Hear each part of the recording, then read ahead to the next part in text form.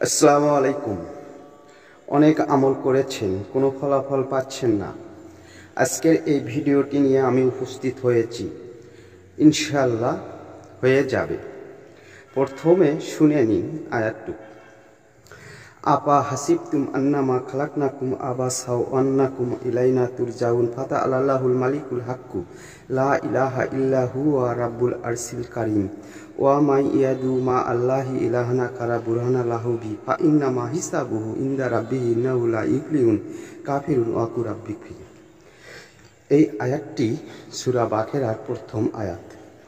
এই আয়াতটির ফজিলত অনেক প্রকার, যেভাবে নেবেন সেইভাবেই আয়াতটি চলবে, দ্রুত কাজ হবে।